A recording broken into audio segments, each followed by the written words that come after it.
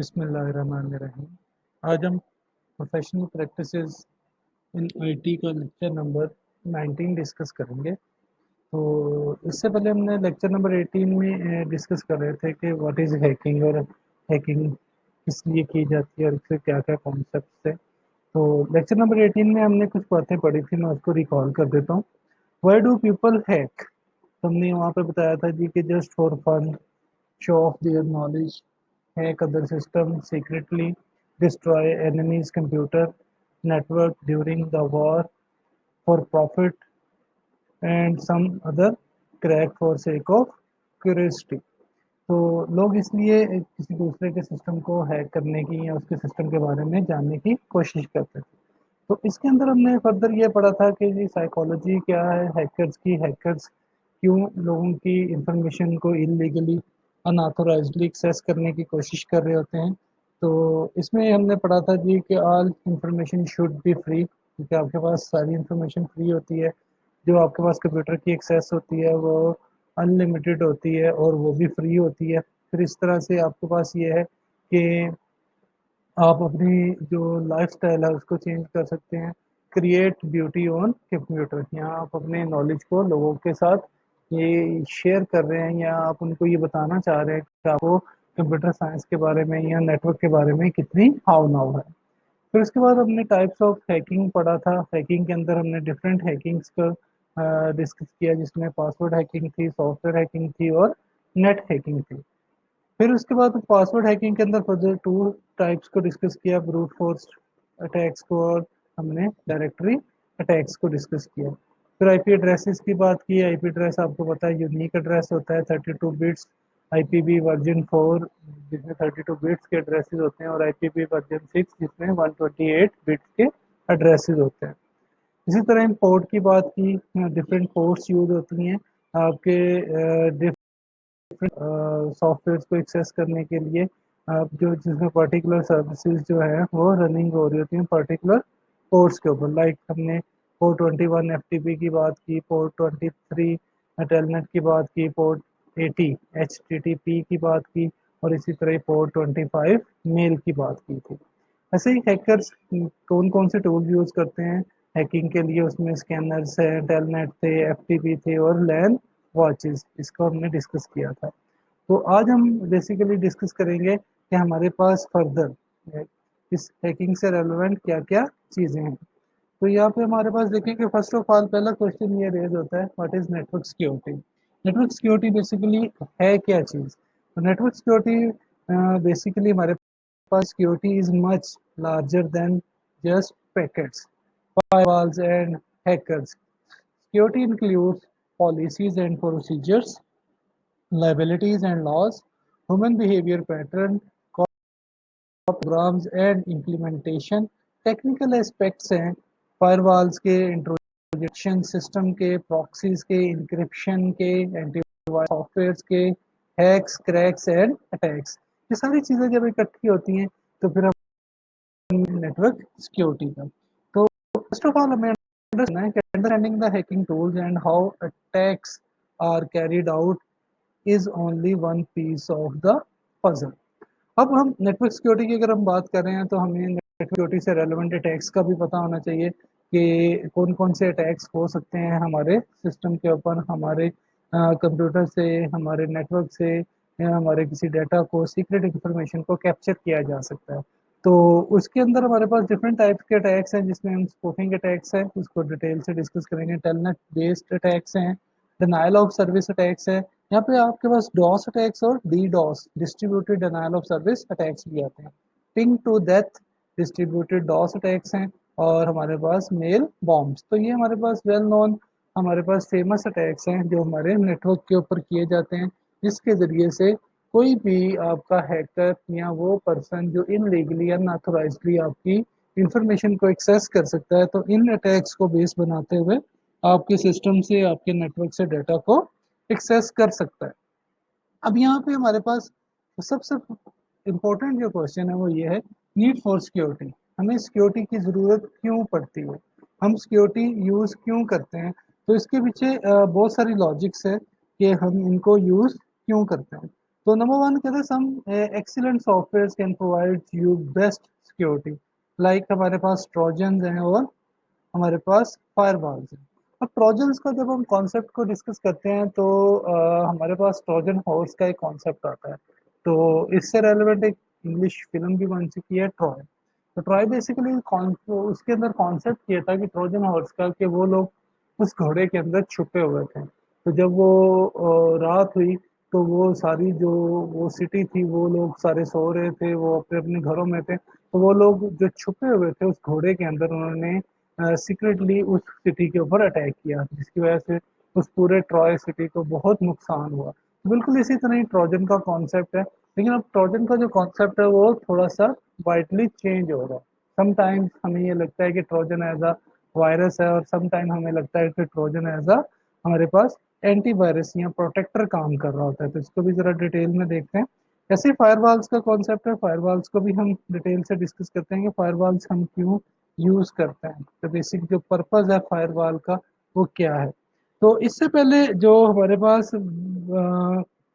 आज अगर हम माइक्रोसॉफ्ट की बात करते हैं, तो माइक्रोसॉफ्ट बेसिकली क्लेम करता है कि जी today more than 1.2 billion peoples use Microsoft Office in 140 countries and 107 languages around the world. यानी कि 107 लैंग्वेजेस के अंदर 140 मुल्कों के अंदर माइक्रोसॉफ्ट यूज़ किया जा रहा है। और कितने लोग यूज़ कर रहे हैं?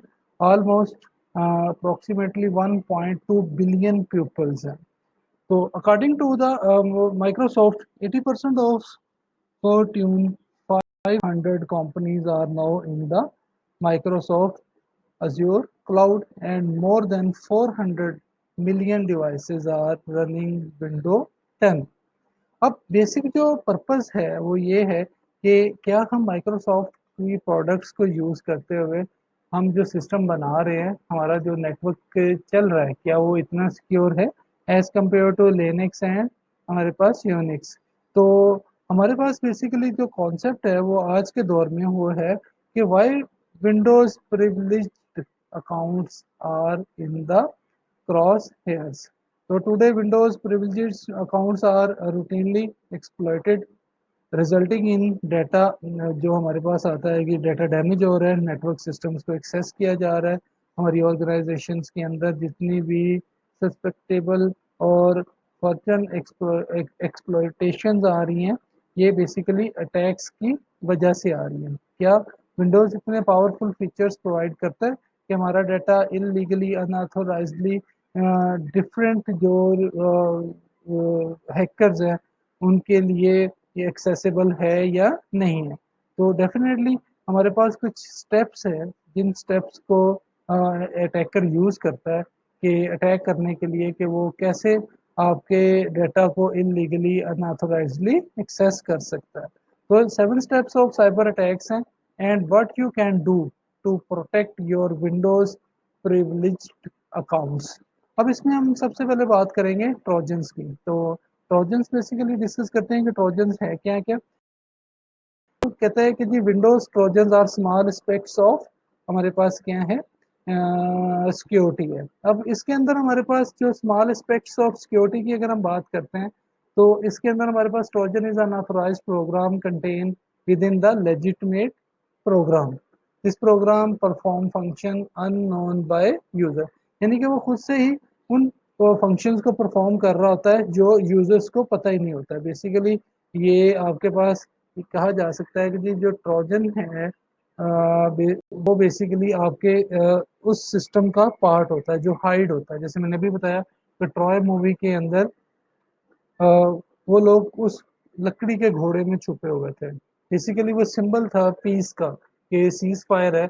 लेकिन वो सिटी के लोगों को नहीं पता था कि इसके अंदर लोग छुपे हुए हैं। जब वो लोग सो गए तो डेफिनेटली वो लोग फिर बाहर आए, उन्होंने आके उस पूरे सिटी को पूरे लोगों को डिस्टर्ब किया, मारा, और उसको बहुत ज़्यादा नुकसान हुआ। बिल्कुल इसी तरह ही ट्रोजन भी आपका क्या है, बेसिकली एक आपके पास मलिशियस सॉफ्टवेयर है जो बेसिकली डेवलप किया जाता है हैकर्स की तरफ से। वो क्या करते हैं बेसिकली, इस सॉफ्टवेयर के ज़रिए से आपके सिस्टम की सारी एक्टिविटीज़ को मॉनिटर कर रहे होते हैं। जब उसको सूटेबल टाइम मिलता है, जब उसको सूटेबल प्लेस मिलती है, तो डेफिनेटली वो फिर क्या करता है, आपके सिस्टम को डिस्टर्ब करता है। तो हम ये कह सकते हैं Trojan is a type of virus that downloads and installs other malwares. अब ये बेसिकली हम ये भी कह सकते हैं ये ट्रोजन मालवेयर्स के नाम से भी यूज किया जाता है। अब इसकी बहुत सारी टाइप्स हैं, लाइक हमारे पास अगर हम टाइप्स ऑफ ट्रोजन वायरस की बात करें तो ट्रोजन डाउनलोडर एक हमारे पास टाइप आती है। इसी तरह इन ट्रोजन हमारे पास ड्रॉपर्स के नाम से एक हमारे पास वायरस आता है। इसी तरह हमारे पास रनसमवेयर हमारे पास ये भी एक टाइप का ट्रोजन वायरस है। बेसिकली इसका काम क्या होता है, date can encrypt the data on your computer, तो आपके डाटा को इनक्रिप्ट कर देता है। The cyber criminals who control this run somewhere, तो वो बेसिकली क्या कर रहे होते हैं, would demand a ransom for providing the decryption की। ये आपके पास वो हैकर क्या करता है कि आपके डाटा को इनक्रिप्ट कर देता है, फिर वो क्लेम करता है कि डिमांड करता है कि मुझे इतनी पेमेंट की जाए, फिर वो आपको उसकी डिक्रिप्शन की प्रोवाइड करता है। इसी तरह हमारे पास ट्रोजन बैंकर्स आते हैं, ट्रोजन रूट किट्स आते हैं, ट्रोजन बैकडोर्स आते हैं, एंड हमारे पास और बहुत सारी टाइप्स हैं जो इस ट्रोजन वायरस के यानी कि टाइप्स में आ रही होती हैं। तो बेसिकली हम ये कह सकते हैं कि Trojan is a type of virus that downloads and install other malwares. तो ये बस वायरस यूज हो रहा होता है। ऐसे ही अगर हम फायरवॉल की बात करते हैं तो फायरवॉल हमारे पास बेसिकली कॉन्सेप्ट है कि हमारे पास जैसे हम ये कह सकते हैं कि हमने एक प्रोटेक्टिंग बना रखी है। किसके लिए?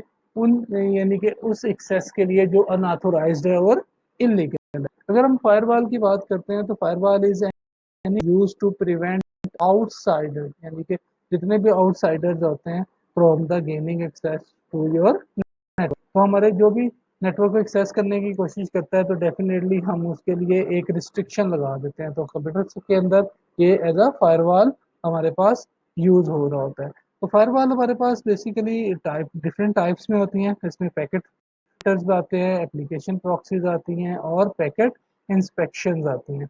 अगर हम फायरवॉल को डिटेल में डिस्कस करें तो फायरवॉल बेसिकली हमारे पास एक, आप ये कह सकते हैं कि जी फायरवॉल बेसिकली कॉन्सेप्ट ये है कि फायरवॉल हमारे पास is a network security system that monitors and control incoming and outgoing network traffic based on the predetermined security rules।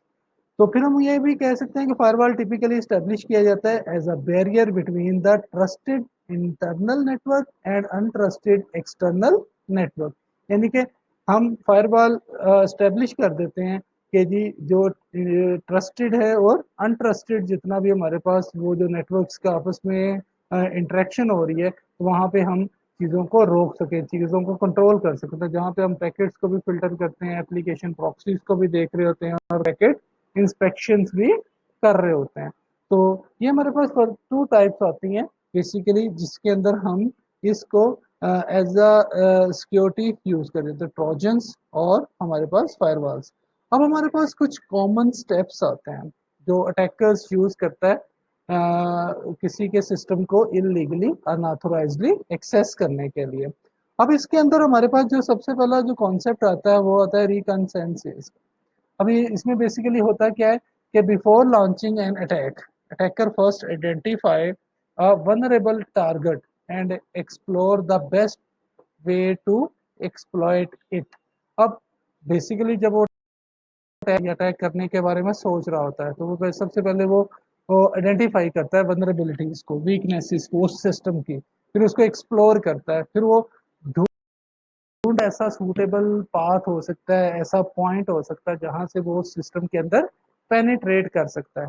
तो अब आप ये देखेंगे जी जैसे for example attacker is looking for a single point of entry to get started. अब उसको एक ऐसा पॉइंट चाहिए जो बेसिकली सबसे सीक्रेट हो, वो हाइड भी हो, सिस्टम के ऊपर कोई सिक्योरिटी आपने अनेबल कर रखी है, सिक्योरिटी आपने उसके ऊपर अप्लाई कर रखी है, तो डेफिनेटली वो फिर उसमें से कुछ ऐसे फ्लॉज को नेटवर्क के अंदर ऐसे होल्स होते हैं जहाँ से सिस्टम में हम इंटर हो सकते हैं, यानी कि उस वीकनेसेस को उन वनरेबिलिटीज को वो फायदा उठाते हुए उस सिस्टम के अंदर वो जाने की कोशिश करता है। तो वो सबसे पहले हमारे पास जो कॉमन टाइप्स में आती हैं वो हमारे पास कंसेंसिस बेसिकली कंसेंसिस के नाम से पहला अटैक आता है।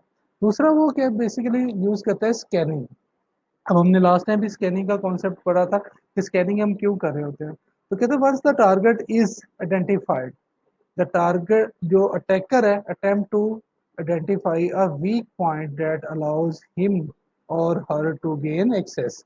अब जब वो बेसिकली टारगेट जो है वो आइडेंटिफाई हो जाता है, अब उसका जो सेकंड जो अटेम्प्ट होती है उस वीक पॉइंट को ढूंढना होता है जिसके जरिए से वो वहां पे एक्सेस ले सकता है, वहां से वो एंटर हो सकता है। अब हमारे पास यहाँ पे कॉन्सेप्ट देखें कि जैसे हमने अभी बात की थी कि जो जो हैकर्स होते हैं वो बेसिकली क्या करते हैं कि वो सबसे पहले आपके सिस्टम के अंदर वीक पॉइंट्स को फाइंड आउट कर रहे होते हैं कि वहाँ पे कौन से ऐसे वनरेबल है, कौन सी ऐसी आपकी जो सिक्योरिटीज हैं वो इतनी पावरफुल नहीं है, आपने इम्प्लीमेंटेशन जो अपने नेटवर्क के ऊपर कर रखी है एज अ सिक्योरिटी, तो वो अगर कहीं पे उसको लगता है कि यहाँ से जो सिक्योरिटी है वो ब्रेक की जा सकती है, ये ऐसा पॉइंट है जो बहुत वीक है जहाँ से हम डाटा को इलीगली या अनऑथराइजली एक्सेस कर सकते हैं, तो वो सारी चीज़ों को मॉनिटर कर रहा होता है। तो डेफिनेटली अगर हम ये बात कहें कि जी हैकिंग, तो हैकिंग डेफिनेटली ब्लाइंड माइंड और ब्लाइंड आइट से नहीं होती। तो वो पूरे सिस्टम को थारोली चेक करना पड़ता है, ट्रैफिक को देखना पड़ता है, वहाँ पे एक्टिविटीज़ को मॉनिटर करना पड़ता है, फिर जाके वो उनको इस बात का पता चलता है कि अब सिस्टम के अंदर ये बहुत वीक है, जहाँ पे सिक्योरिटी अभी इतनी पावरफुल नहीं है, देन वो जाके वो उस पॉइंट से वो उस सिस्टम को या उस नेटवर्क को अटैक करने की पोजीशन में होता है। तो often this step progresses slowly as the attacker searches for vulnerabilities। तो डेफिनेटली मैंने भी कहा कि ब्लाइंड माइंड और ब्लाइंड आइट से चीज़ें हम नहीं कंट्रोल कर पाते, तो फिर क्या करना पड़ता है कि हमें पूरे सिस्टम को थारोली देखना पड़ता है, उसको थारोली वो मॉनिटर करना पड़ता है कि जी कौन कौन सी चीज़ें हैं, कैसे हम उस सिस्टम को उस नेटवर्क को एक्सेस कर सकते हैं। नंबर थर्ड पे हमारे पास आता है एक्सेस। बेसिकली अब एक्सेस बेसिकली जो मेजर फैक्टर जो है वो ये है, once a weak sport is discovered, the next step is to gain access and then escalate privileges to allow the attacker to move freely within the environment। अब उसको access चाहिए। जब वो ज़ाहिरी बात है कि जब वो उसको स्कैन करेगा उसको पॉइंट फाइंड आउट हो चुका होगा कि ये पॉइंट है जहाँ से मैं उस सिस्टम में दाखिल हो सकता हूँ। अब उसका जो नेक्स्ट स्टेप है वो है कि उसको उसकी एक्सेस मिलनी चाहिए जिसके ज़रिए से वो फ्रीली मूव कर सकता है पूरे के पूरे सिस्टम के अंदर, पूरे के पूरे एनवायरनमेंट के अंदर। उसके पास सारे प्रिविलेजेस होंगी, सारे राइट्स होंगे, वो जिस मर्जी, यानी कि आप देखें अगर आप नेटवर्क डिज़ाइन करते हैं तो आप डिफरेंट प्रिविलेजेस और राइट्स डिफाइन कर रहे होते हैं कि आपके पास सिस्टम एनालिस्ट क्या कर सकता है, आपका टेक्निकल टीम लीडर क्या कर सकता है, और इवन आपके जो यूजर्स हैं या नेटवर्क ऑपरेटर्स हैं या नेटवर्क इंजीनियर्स हैं वो कहाँ तक उस सिस्टम को एक्सेस कर सकते हैं। अगर तो हम इलीगली या अटैकर इलीगली आपके सिस्टम का पार्ट बन रहा है तो डेफिनेटली वो क्या करेगा कि उसकी कोशिश होगी कि वो बेसिकली उस एक्सेस को हासिल करे जिसके ज़रिए से वो पूरे सिस्टम को कंट्रोल कर सकता है, वो पूरे सिस्टम के अंदर विदाउट एनी रिस्ट्रिक्शन वो मूव कर सकता है, वो किसी भी फाइल को, फोल्डर को, किसी भी डायरेक्टरी को वो एक्सेस कर सकता है, वो किसी भी डाटा को मोल्ड कर सकता है। Because once the attacker can access and privileges are escalated, they have effectively taken over your system. तो जारी बात है जब उसको वो पूरा पॉइंट मिल जाएगा, वो सिस्टम मिल जाएगा, तो वो आपके सिस्टम की पूरी हासिल कर सकता है, वो आपके डाटा को इनक्रिप्ट कर सकता है, वो डाटा को मॉडिफाई कर सकता है, वो डाटा क्योंकि बहुत सारी सीक्रेट फाइल्स को डिलीट कर सकता है एटसेट। तो वो हमारे पास पॉइंट 3 में आता है। पॉइंट 4 जो हमारे पास आता है वो हमारे आता है एक्सफिल्ट्रेशन। तो इसमें बेसिकली क्या होता है, now that the attacker can freely move around the network, he she can now access system with an organization most sensitive, जो सेंसिटिव डाटा है, and take his her time extracting it.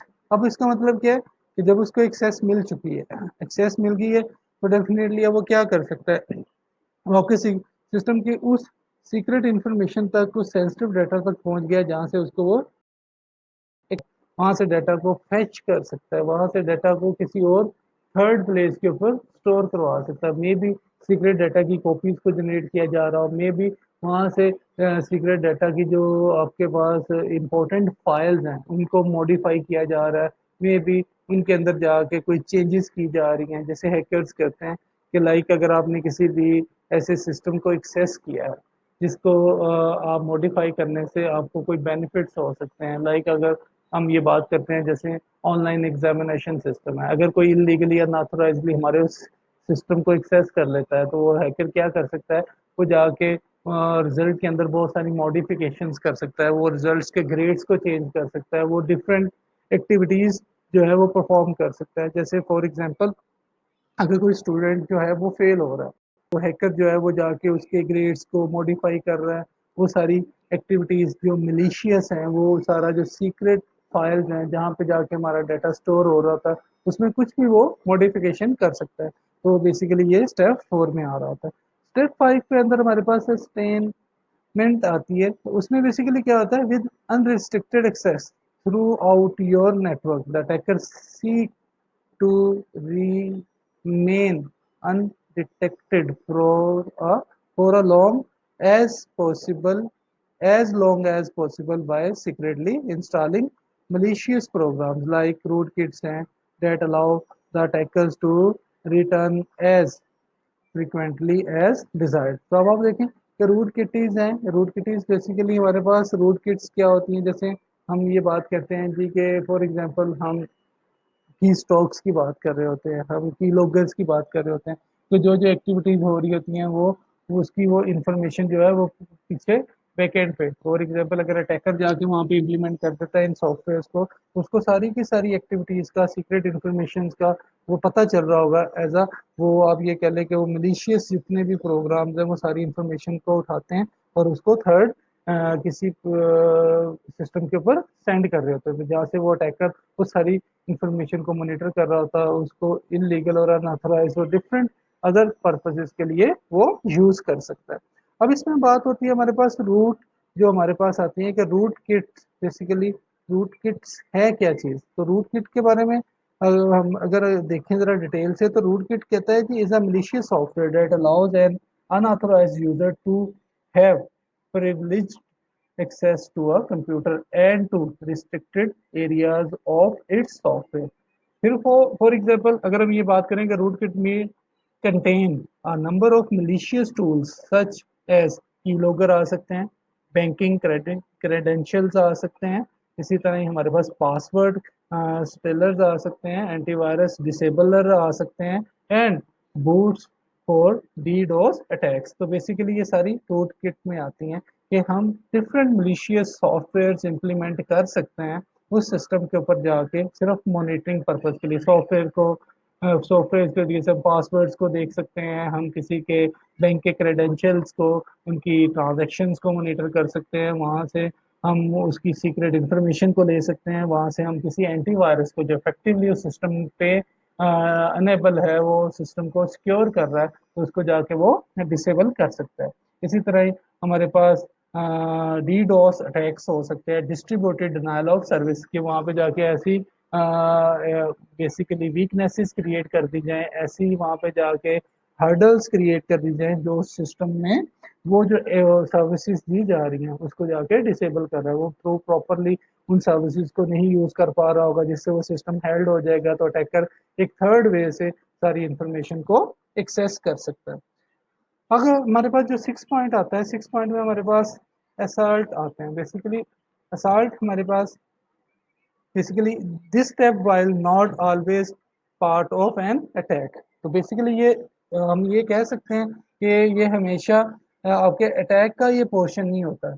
इस is the stage when the attacker might change the functionality of your hardware और disable it all together. तो ये basically ये क्या करता है कि आपके उस सिस्टम की फंक्शनैलिटी को चेंज कर देता है, हार्डवेयर डिसेबल कर देता है, हार्डवेयर फॉर एग्जांपल जो एक्टिविटी परफॉर्म कर रहे हैं, लाइक कोई मॉनिटरिंग सिस्टम लगाया हुआ है तो वो जो मॉनिटरिंग का जो पर्पज है वो जो डाटा कैप्चर कर रहा है वो डाटा कैप्चरिंग नहीं कर रहा होगा, वो डाटा को स्टोर नहीं कर पा रहा होगा, वो डाटा को अगर करके कोई रिजल्ट्स जनरेट कर रहा है तो वो रिजल्ट्स नहीं जनरेट कर पाएगा। Once accomplished, the attacker has effectively taken control of your network, making it too late for you to defend yourself। तो डेफिनेटली हमारे पास ये सारे का सारा सिस्टम जो है ये बेसिकली इसकी फंक्शनैलिटी को डैमेज किया जा रहा है, इसमें हमारे पास जितनी भी हार्डवेयर की जो कैपेबिलिटीज है उसको डिसेबल किया जा रहा होता है। आगे जो सेवन स्टेप है वो हमारे पास आता है एप्रोकेशन। इसमें बेसिकली हमारे पास क्या होता है कि usually the attackers want to hide their track, but sometimes the bold hackers में want to leave a calling card. अब ये बेसिकली हमारे पास होता है क्या है कि अटैकर जो होता है वो सारे ट्रैक को हाइड कर रहा होता है, यानी कि किसी को पता ना चले कि किस तरह से ये सारी एक्टिविटीज की जा रही हैं, कहाँ कहाँ से किस फोल्डर में मूव किया गया। लेकिन बहुत सारे ऐसे हैकर्स होते हैं जो बड़ा बोल्ड स्टेप ले रहे होते हैं, यानी कि वो अपनी इंफॉर्मेशन को, वो अपने नॉलेज को लोगों के लिए छोड़ के जा रहे होते हैं, यानी कि वो ये शो कर रहे होते हैं कि हम इतने पावरफुल हैकर हैं कि हम यहाँ पे अपने फुटप्रिंट्स छोड़ के जा रहे हैं, तो आप हमें करें या हमसे वो कांटेक्ट कर सकते हैं, या वो आपको बता रहे होते हैं कि हम किसी भी टाइम पे आके आपके सिस्टम में कुछ भी डिस्टरबेंस क्रिएट कर सकते हैं, behind to break about his or her achievement. While doing so, the attacker tries to confuse। अब वो किस बात पे कंफ्यूज हो रहा होता है? This Orient and divert your, जो हमारे पास फोरेंसिक आती हैं examination processes while log cleaners की बात करते हैं, स्पूफिंग की बात करते हैं, आपके पास इस तरह से बैकबोन्स की हैं, हॉप्स की हैं, ज़ॉम्बीज़ अकाउंट्स की हैं, ट्रोजन कमांड्स की हैं, एटसेट्रा। तो बेसिकली वो क्या कर रहे होते हैं, बहुत सारे अटैकर्स सिर्फ फोरेंसिक बेसिकली हमारे पास ऐसा एक सिस्टम है, ऐसा एक हमारे पास प्लेटफॉर्म है जहाँ से हम सारी एक्टिविटीज़ को चेक कर सकते हैं कि एक्चुअली हुआ क्या है, किस तरह से सिस्टम के अंदर दाखिल हुआ गया है, किस तरह से सिस्टम को एक्सेस करने की कोशिश की गई है, अगर एक्सेस हो गया तो किस तरह से डाटा को वहाँ से एक्सेस करके डैमेज किया गया। तो वो एक टेक्निकल एस्पेक्ट्स होते हैं कि जिनके ज़रिए से हम उन सारी इंफॉर्मेशंस को ले रहे होते हैं। तो बेसिकली बहुत सारे अटैकर्स, जैसे अभी बताया गया, बहुत सारे अटैकर्स ऐसे होते हैं जो बड़ा ये कह लें कि जी वो कॉन्फिडेंस से चीज़ों को बता रहे होते हैं, या वो ऐसे पॉइंट्स या वो ऐसे फुटप्रिंट्स छोड़ के जा रहे होते हैं जिनके ज़रिए से वो अपने नॉलेज को या अपनी वो सारी की सारी अचीवमेंट पहुंचा रहे होते हैं उस ऑर्गेनाइजेशन तक कि as a threatened point of view से कि कभी भी किसी भी टाइम आपके सिस्टम को कैप्चर किया जा सकता है। अब ये हमारे पास सेवन स्टेप जो हमारे पास टाइप के अटैक्स हैं जो मोस्टली अटैकर यूज करता है, यानी कि अब ये कह लेंगे ये स्टेप्स हैं जो अटैकर यूज करता है आपके सिस्टम को अंदर या सिस्टम की एक्सेस को हासिल करने के लिए। तो इंशाल्लाह नेक्स्ट जो लेक्चर आएगा उसमें हम मोस्टली देखेंगे कि जी हमारे पास फर्दर क्या क्या ऐसे अटैक्स हो सकते हैं, उनको डिटेल में डिस्कस करेंगे। उन अटैक्स में हमारे पास बहुत सारी अटैक्स की अगर हम बात करते हैं तो उसके अंदर हमारे पास जो है वो स्पूफिंग क्या होती है, स्पूफिंग से फिर हम वो सेशन हाईजैकिंग की बात वहाँ पे करेंगे, सेशन हाईजैक क्या होता है, इस तरह से ही स्पूफ जो किया जा रहा होता है तो उस स्पूफिंग के अंदर हमारे पास वेब स्पूफिंग आती हैं हमारे पास और इसके बाद आईपी स्पूफिंग की बात करते हैं, ईमेल स्पूफिंग की बात करेंगे।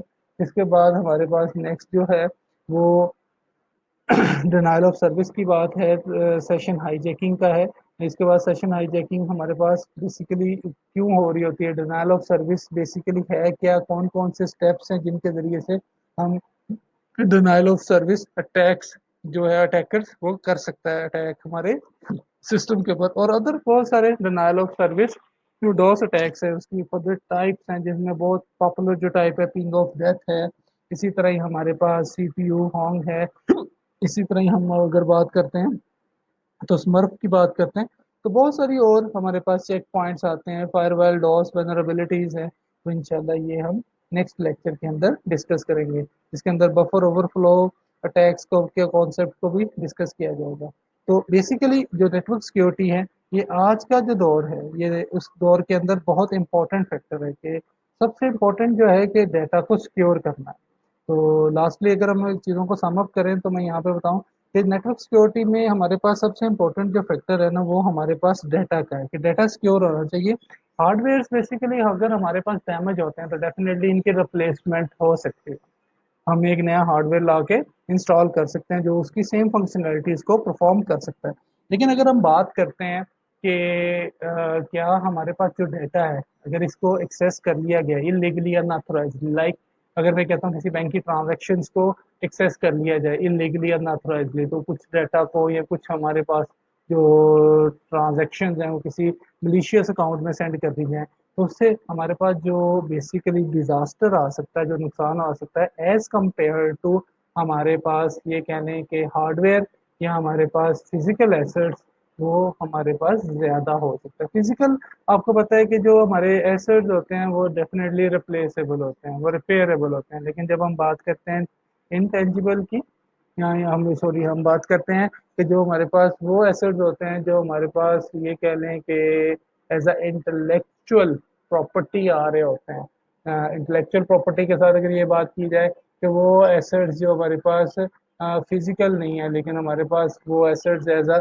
सिस्टम ओरिएंटेड हैं, वो चीज़ें अगर डिस्टर्ब कर हो जाएं या उनको इनलीगली अनऑथोराइजली एक्सेस किया जाए तो हमारे सिस्टम के अंदर ज़्यादा प्रॉब्लम्स क्रिएट हो सकती हैं। तो यहाँ पे हम जल्दी से वाइंड अप करते हैं कि नेटवर्क सिक्योरिटी बेसिकली मैं आपके साथ दोबारा शेयर कर लेता हूँ कि नेटवर्क सिक्योरिटी हम बेसिकली क्यों यूज़ कर रहे हैं और इसको हम इतनी इम्पोर्टेंस क्यों देते हैं। तो बेसिकली हमारे पास जो नेटवर्क सिक्योरिटी है, नेटवर्क सिक्योरिटी बेसिकली हमारे पास एक ब्रांच है। अब ये कह सकते हैं network security is the process of taking physical and software हमारे पास प्रिवेंटिव हमारे पास मेजर्स होते हैं to protect the underlying network infrastructure from unauthorised access, misuse, हमारे पास इस तरह से मॉडिफिकेशन, डिस्ट्रक्शंस और improper disclosure, thereby creating a secure platform for computer users and programs to perform routine activities। तो बेसिकली अब हमारा जो कॉन्सेप्ट है, हमारा कॉन्सेप्ट ये है कि हम अपने सिस्टम को इतना सिक्योर बनाएं, हम अपने सिस्टम के अंदर वो जो फॉल्स है, वो जो फ्लॉज है, वनरेबिलिटीज आ रही हैं, उनको हम वो कम कम से कम या उसको मिनिमाइज करें कि जी जहाँ से कोई भी इलीगली अनऑथराइजली हमारे सिस्टम को एक्सेस ना कर सके। नेक्स्ट लेक्चर तक के लिए इजाज़त दें। नेक्स्ट लेक्चर के अंदर इंशाल्लाह अभी मैंने जैसे आपको बताया कि फर्दर हम अटैक्स को डिस्कस करेंगे जिसके अंदर हमारे पास बहुत सारी एक्टिविटीज़ हैं। उन एक्टिविटीज़ में हम देखेंगे कि किस तरह से जो मोड्स ऑफ हैकर अटैक्स हैं वो कैसे काम करते हैं और उनको हम डिटेल से डिस्कस करेंगे। तब तक के लिए इजाज़त दें। अल्लाह हाफिज़।